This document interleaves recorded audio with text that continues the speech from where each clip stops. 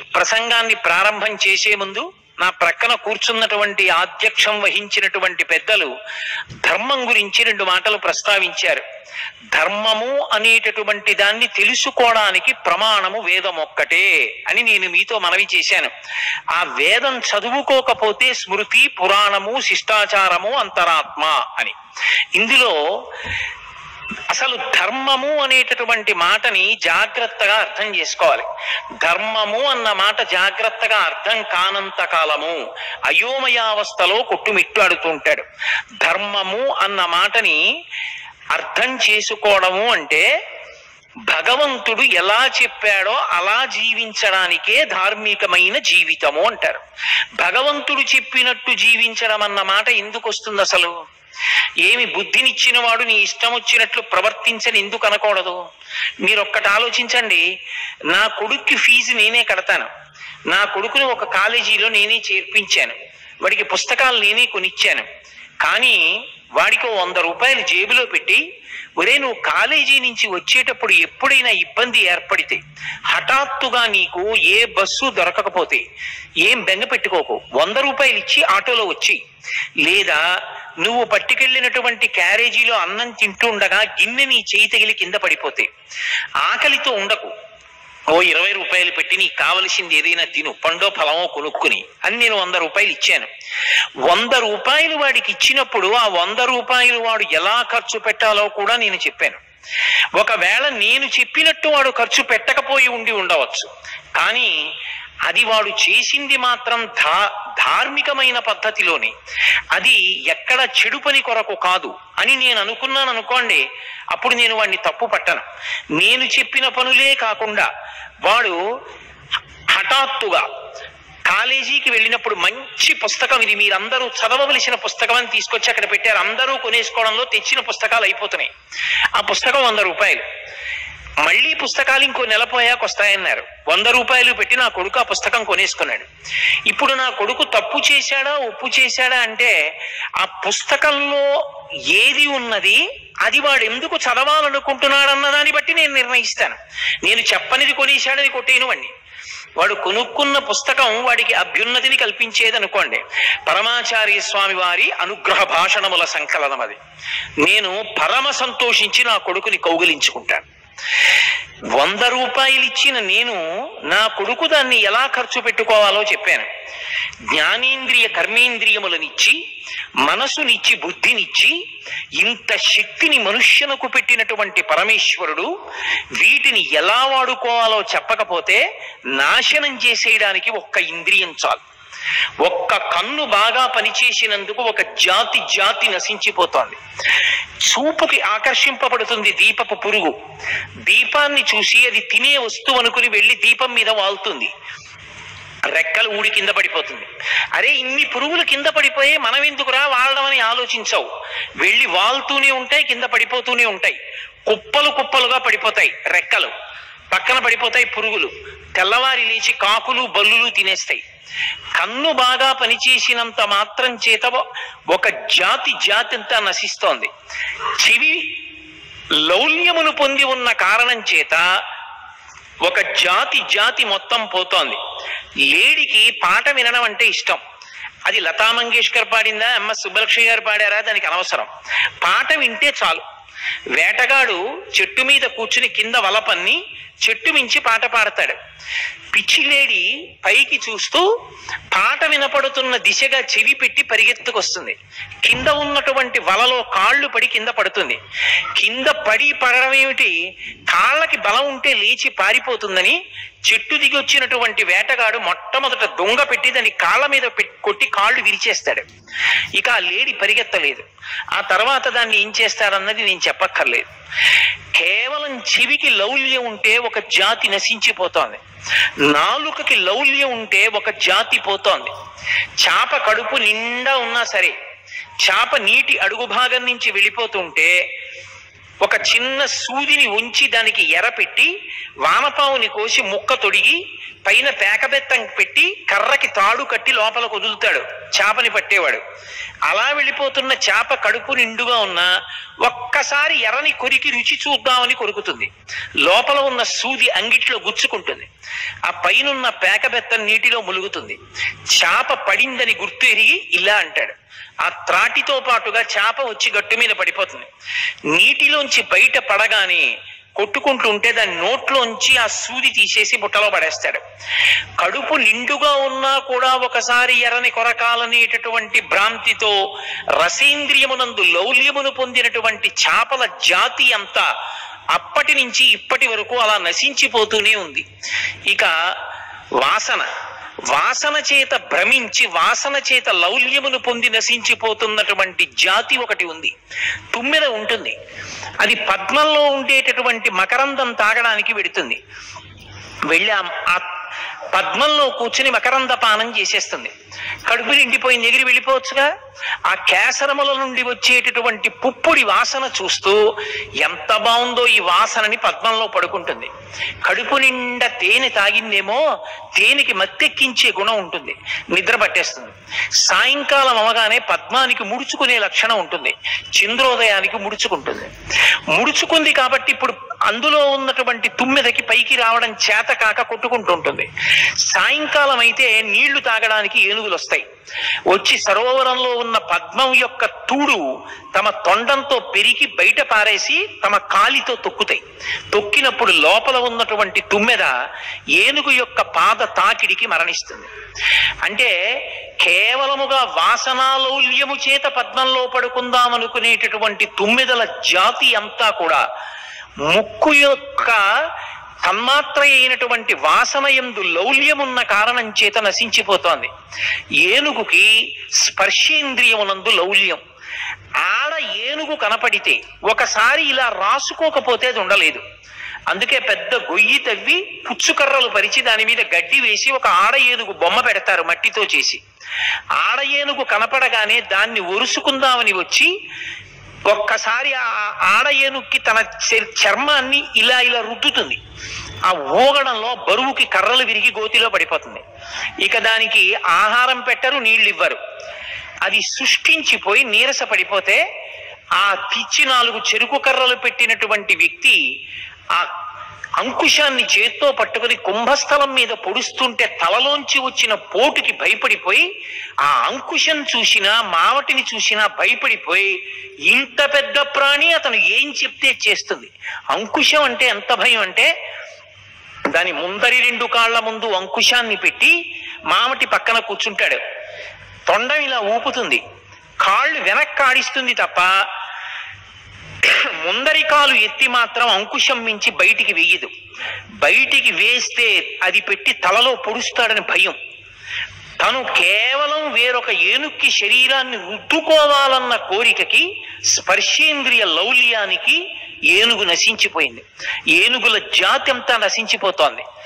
5 ఇంద్రియాలు బలంగా ఉన్నటువంటి మనిషి ఏ శాస్త్రము ప్రమాణంగా లేకపోతే ఒరే నువ్వు పాడైపోతావురా వాటిని ఇలా వాడుకోని చెప్పేవాడు లేకపోతే ఈ 5 ఇంద్రియములను పట్టుకుని మనసు లాగేస్తే ఎంత పతనం అయిపోతాడో, ఎక్కడికి వెళ్ళిపోతాడో, చిట్ట చివరికి ఎలా పాడైపోతాడో, ఎన్ని కోట్ల జన్మలు మళ్ళీ తిరియక్కుగా మారిపోతాడోనని పరమ కరుణామూర్తి అయినటువంటి పరమేశ్వరుడు వేదాన్ని ప్రమాణంగా ఇచ్చాడు.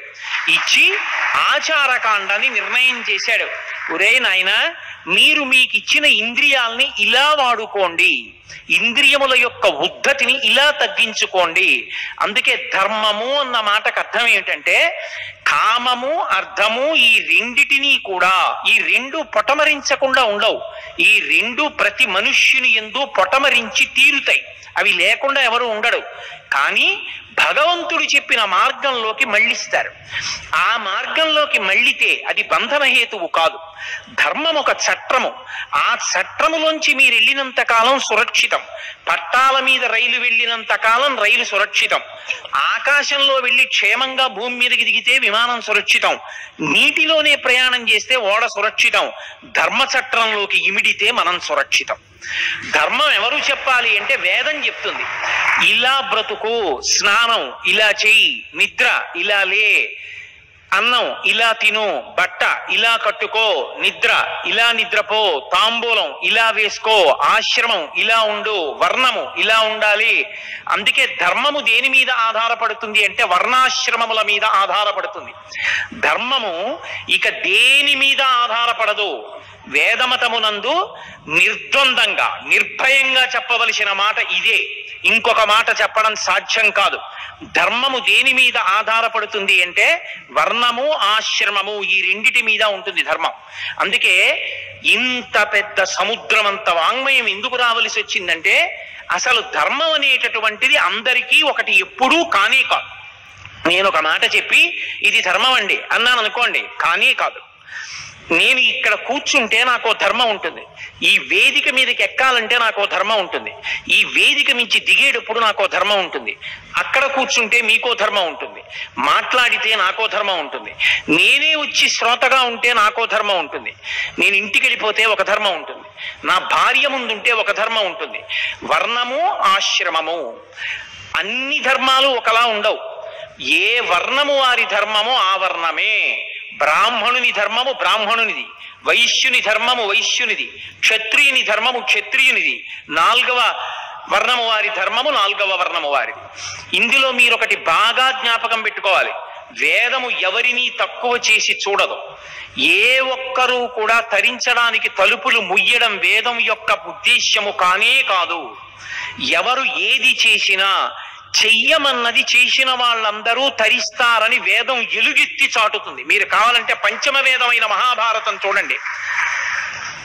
మహాభారతంలో వ్యాసుడు 1కి 10 మార్లు చెప్తాడు. లోక ప్రసక్తులు వచ్చినప్పుడు వర్ణ ధర్మాల్ని ఎవరు పాటించారో వాళ్ళందరూ ఆయా ఉన్నత లోకాలకి చేరుకుంటారు. అన్ని వేళలా ఒకరి ధర్మాన్ని ఒకరు పట్టుకునే ప్రయత్నం ఎప్పుడూ చెయ్యకూడదు. చాలా మంది ఏమనుకుంటారంటే వేదం బ్రాహ్మణులకు మాత్రమే, బ్రాహ్మణులు పక్షపాతం, బ్రాహ్మణులు ఒక్కళ్లే తరించడానికి అలా ఉంటుంది, మిగిలిన వాళ్ళకి అవకాశం ఇవ్వలేదనుకుంటారు. నేను నిజంగా మీతో వేదంలో బ్రాహ్మణుని యొక్క జీవితం గురించి చెప్పాననుకోండి, మేము ఇలా పుట్టడం ఎంత అదృష్టమో అంటారు మీరు. వేదం చదువుకున్న బ్రాహ్మణుడు కనపడితే నమస్కారం చేసి పరమభక్తితో ఆయన చెప్పినట్లు చేస్తే చాలు, తరించిపోతారు ఒకరు.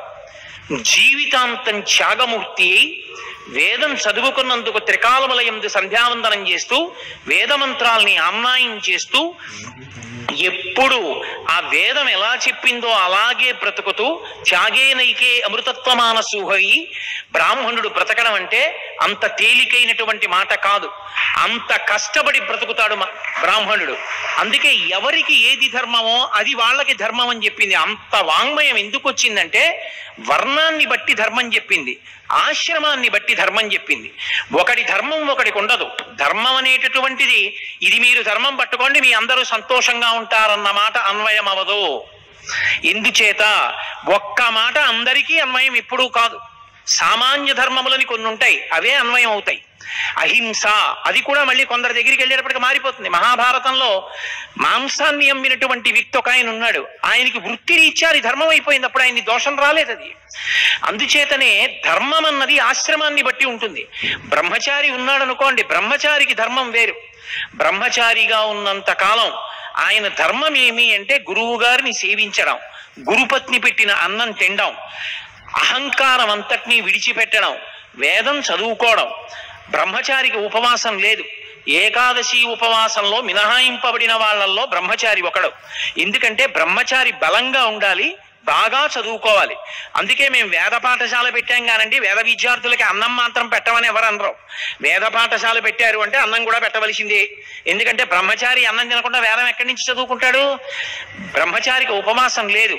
ఎందుకు లేదు అంటే బలంగా ఉండాలి, బాగా చదువుకోవాలి, బాగా ఆమ్నాయం చెయ్యాలి స్వరం పెట్టి. అందుకే బ్రహ్మచారి యొక్క ధర్మం వేరు. కాటుక పెట్టుకోకూడదు, తాంబూలం వేసుకోకూడదు, ఆయన ఎక్కడా కూడా అద్దం చూసుకోకూడదు, భోగం పట్ల అనురక్తితో ఉండకూడదు, దానం పట్టకూడదు, రేపటికని దాచుకోకూడదు. ఆకలేస్తే సన్యాసి ఎలా పెడతాడో అలా భిక్ష కోసం పెడతాడు. గృహస్థుకి ప్రధాన ధర్మం ఏమిటి అంటే బ్రహ్మచారికి సన్యాసికి భిక్ష పెట్టడం. మరి బ్రహ్మచారి ధర్మం ఒకటి. బ్రహ్మచారికి చెప్పిన ధర్మం నేను సభలో చెప్పి మీ అందరూ పాటించండి అంటే ఎలా కుదురుతుంది? కుదరదు. బ్రహ్మచారి ధర్మం బ్రహ్మచారిది. నేను చెప్పే మాటల్లో ధర్మం బ్రహ్మచారులు పట్టుకోవలసింది, బ్రహ్మచారులు పట్టుకోవాలి. గృహస్థు యొక్క ధర్మం గృహస్థుది. గృహస్థు దానం పట్టచ్చు, భోగం వేదం ఎలా చెప్పిందో అలా అనుభవించవచ్చు. ఎందుకని? ఈ ఋషుల యొక్క, వేదం యొక్క, ఈశ్వరుడు యొక్క హృదయాన్ని అర్థం చేసుకోవాలి. అసలు మనుష్యునికి కామము లేకుండా ఉండడం సాధ్యము కానే కాదు. కామము పొటమరించి తీరుతుంది. వస్తువుల పట్ల కామం విడిచిపెట్టండి. ఎవరో మహాపురుషులు పుట్టుక చేత నిస్సంగులైన శుకబ్రహ్మ, వామదేవుడు వంటి వారిని పక్కన పెట్టండి. 199 మంది అథవా 100 మంది స్త్రీ పురుష సంబంధమైన కామం కూడా పొందుతారు. గర్భాష్టమంలో ఉపనయనం చేయమని ఎందుకు చెప్పారు? గర్భాష్టమం అంటే బ్రాహ్మణుడికి అమ్మ కడుపులో ఉన్న 10 నెలలు కూడా లెక్కలో పెట్టుకుని 7 సంవత్సరముల 2 నెలలు వచ్చేటప్పటికి ఉపనయనం చేయమన్నారు. ఎందుకు అంటే లింగ వివక్ష తెలుస్తుంది కాబట్టి. ఆయన యొక్క తేజశక్తిని ఓజోశక్తిగా మార్చడానికి ప్రయత్నం చేసింది శాస్త్రం. కాబట్టి ఇప్పుడు బ్రహ్మచారికి ఉండేటటువంటి ధర్మం ఒకటి. గృహస్థు దగ్గరికి వచ్చేటప్పటికి ఆయన ఒక వయసు వచ్చిన తరువాత బ్రహ్మచారిలో కామము పొటమరిస్తే బలవంతంగా కామాన్ని తొక్కిపెట్టే ప్రయత్నం చేశారనుకోండి, అది పాము తల మీద కాలు పెడితే కొంతకాలం అయిన తర్వాత బాగుంటుంది. పాము నా కాలు కింద ఉంది కదా, నన్ను ఏం చేస్తుంది అనుకుంటాడు. కానీ పడగ మీద కాలు పెట్టి నించున్నవాడు అలాగే నించోలేడు. అది తోక కదుపుతుంది, కాలుని చుట్టుకుంటుంది, బుస కొడుతూ ఉంటుంది. భయపడిపోయి కాలు తీసేస్తాడు. కాలు తీయగానే పాము చేసే మొదటి పని ఏమిటంటే ఏ కాలుతో తొక్కాడో ఆ కాలునే కాటేస్తుంది. ఇంద్రియాల్ని బలవంతంగా తొక్కి పెడితే ఇంద్రియములు కాట్లు వేస్తాయి, మళ్ళీ పతనం అయిపోతాడు. పతనం అయిపోకుండా ఉండడానికి ఆశ్రమము మార్పన్న కట్టు వేస్తారు. కట్టు విప్పరు. కట్టు మీద కట్టు వేస్తే కట్టు జారిపోతుంది. బ్రహ్మచర్యాశ్రమము మీదే గృహస్థాశ్రమం అన్న కట్టు వేస్తారు. వేస్తే ఇప్పుడు ఆమె ధర్మపత్ని, అంతేకాని ఆమె కామపత్ని కాదు. ఆమెను స్వీకరించి తన యొక్క కామం ఆమె యందు ఉంచుకుంటాడు. ఆమెతో కలిసి యజ్ఞం చేస్తాడు, ఆమెతో కలిసి యాగం చేస్తాడు, ఆమెతో కలిసి భోగం అనుభవిస్తాడు. దాని వలన అర్థం కలిగింది.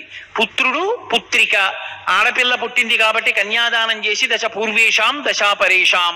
మగపిల్లవాడు పుట్టాడు కాబట్టి ఆయనకి ఉపనయనం చేస్తే రేపొద్దున తండ్రి శరీరం పడిపోయిన తర్వాత గయాశ్రాద్ధం పెట్టి ఇంట్లో పూజా మందిరంలో మంగళహారతి ఇస్తూ గోత్రనామాలతో పూజ పరంపరాగతంగా నడిచేటట్టు చేస్తాడు. కాబట్టి ధర్మపత్ని వలన, ధర్మబద్ధమైన కామము వలన అర్థము కొడుకు కూతురు కలిగారు. గృహస్థుకుండేటటువంటి ధర్మం వేరు, బ్రహ్మచారి ధర్మం వేరు, మారిపోయింది. వానప్రస్థు ఆయన ధర్మం వేరు, సన్యాసి ఆయన ధర్మం వేరు. అందుకే మీరు చూడండి, బ్రహ్మచారికి కాని, గృహస్థుకి కాని, వానప్రస్థుకి కాని, సన్యాసికి కాని 4 ఆశ్రమాల్లో ఏ ఆశ్రమానికి కూడా ధర్మము నుండి మినహాయింపు మాత్రము లేదు. ఎవరికైనా సరే నిన్ను ధర్మం నుంచి మినహాయించేశాం, నీకు ధర్మం అన్వయం అవ్వదు అనేటటువంటి ఆశ్రమము మాత్రము ఉండదు సనాతన ధర్మంలో. అందరూ ధర్మాన్ని పట్టుకోవలసిందే. సన్యాసి కాషాయం కట్టుకున్నా ఆయనకో ధర్మం ఉంది. ఆయన అగ్నిహోత్రం చేయకూడదు, అగ్నిహోత్రం మీద తన కొరకుని వండుకోకూడదు. భిక్షావందనం ద్వారా వచ్చినటువంటి అన్నాన్ని మాత్రమే తినాలి. అగ్ని సంపర్కాన్ని విడిచిపెట్టేశాడు కాబట్టి ఆయన శరీరం పడిపోయిన తరువాత శరీరాన్ని కూడా అగ్ని సంస్కారం చేయరు. భూమిలో పెట్టి దాని మీద తులసి కోట పెడితే బృందావనం, శివలింగం పెడితే అధిష్టానం. అంటే సన్యాసికి కూడా ధర్మం ఉంది. సన్యాసి వాహనం ఎక్కకూడదు. సన్యాసి కేవలము పాదచారి అయి తిరగాలి. పీఠాధిపతి అయి పీఠ పరంపర, పీఠంలో ఉండేటటువంటి వైభవం అంతా వెనక ఏనుగులు, గుర్రాలు, ఒంటెలు వస్తున్నా సరే తాను శిష్యులు మోసిన పల్లకీలో కానీ కాలి నడకన కానీ వెళ్ళాలి తప్ప వాహనం ఎక్కి సన్యాసి ఎన్నడూ తిరగరాదు. అది సన్యాసికి ప్రధాన ధర్మం. చాతుర్మాస్య వ్రతం చేయడం సన్యాసికి ప్రధాన ధర్మం. ఇవి నేను విడిచిపెడతాను అన్నప్పుడు సన్యాసాశ్రమ ధర్మాన్ని అనుసరించినట్లుగా చెప్పడం చాలా కష్టం అవుతుంది. ధర్మము ధర్మమే. ఏ ఆశ్రమంలో ఉన్న వాళ్ళైనా ఆ ఆశ్రమానికి సంబంధించినటువంటి ధర్మాన్ని పాటించవలసిందే. అన్ని ఆశ్రమాల్లోకి సర్వోత్కృష్టమైన ఆశ్రమం ఏది అని అడిగారు. రామాయణం చెప్పినా, భారతం చెప్పినా, భాగవతం చెప్పినా అన్ని ఆశ్రమములలోకి గొప్ప ఆశ్రమం ఏది అంటే గృహస్థు యొక్క ఆశ్రమమే. ఎందుచేత అంటే గృహస్థ అనేటటువంటి వాడు లేనినాడు బ్రహ్మచారికి అన్నం లేదు, సన్యాసికి భిక్ష లేదు. అసలు ఇంతమందికి భిక్ష పెట్టి సన్యాసి వైరాగ్యం వచ్చి శరీరం ఉంటే ఉంది, పడిపోతే పడిపోయిందని బతుకుతాడు. బ్రహ్మచారి ఎవరో పెట్టిన అన్నంతో వేదం నేర్చుకుంటాడు. గృహస్థు 10 మందిని పిలిచి ఆతిథ్యం ఇచ్చి పంచయజ్ఞములు చేసి సమాజం నిలబడేటట్టు చేసి తను తరించేవాడు గృహస్థు. అందుకే గృహస్థాశ్రమ ధర్మము అన్ని ధర్మములలోకి గొప్పది.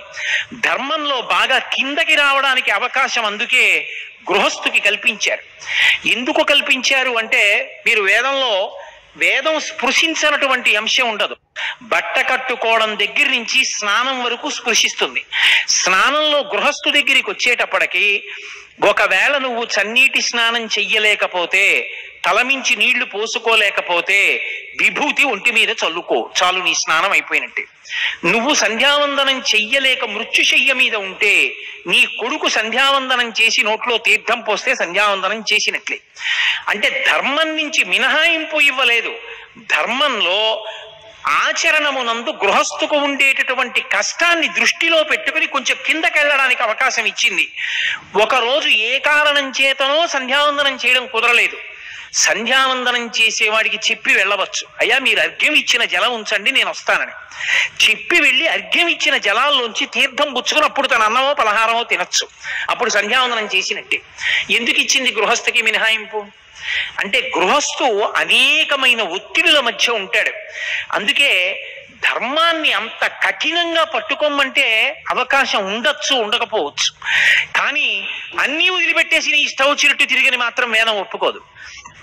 అవకాశాన్ని, శరీరమునకు ఉండేటటువంటి దౌర్బల్యాన్ని దృష్టిలో పెట్టుకుని అవకాశాలు ఇచ్చుకుంటూ పెడుతుంది. చాలా మంది తెలియక ఒక మాట అంటూ ఉంటారు, మూఢాచారాలండి అంటారు.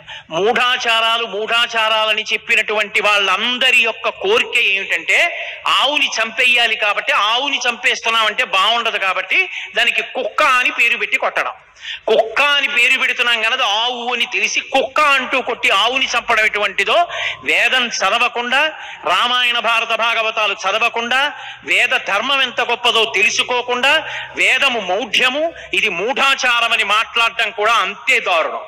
ఆవుని చంపి కుక్కని చంపానని చెప్పడం ఎంత తప్పో, వేదం చదవకుండా మూఢాచారం అని చెప్పడం అంతే తప్పు. వేదం ఎక్కడా కూడా మీరు ఇలాగే చేసి తీరండి, ఇలా చేయకపోతే పాడైపోతారు అందం, ఏ భూమికలో ఉన్నవాడైనా చెయ్యడానికి అవకాశం ఇస్తుంది. ఆచారకాండ మనసుని శుద్ధి చేయడానికి పనికొస్తుంది. అందుకే మీరు ఏది పట్టుకోవడానికి ఏ స్థితిలో ఉన్నారో చూస్తుంది. ఏకాదశి ఉపవాసం చెయ్యండి. ఏకాదశి ఉపవాసం బ్రహ్మచారికొద్దు, కాయి కష్టం చేసేవాడికొద్దు, గర్భిణికొద్దు, అప్పుడే ప్రసవమైనటువంటి తల్లికొద్దు, 80 సంవత్సరములు వయసు దాటినటువంటి వృద్ధునకొద్దు మినహాయింపులు ఇచ్చింది. ఎందుకని? ఆ వ్యక్తి ఉపవాసం చేస్తే శరీరం పడిపోతుంది. అందుకే వారికి ఉపవాసం నుంచి మినహాయింపించింది.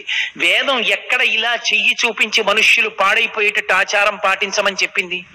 ఎక్కడా వేదం అలా చెప్పలేదు.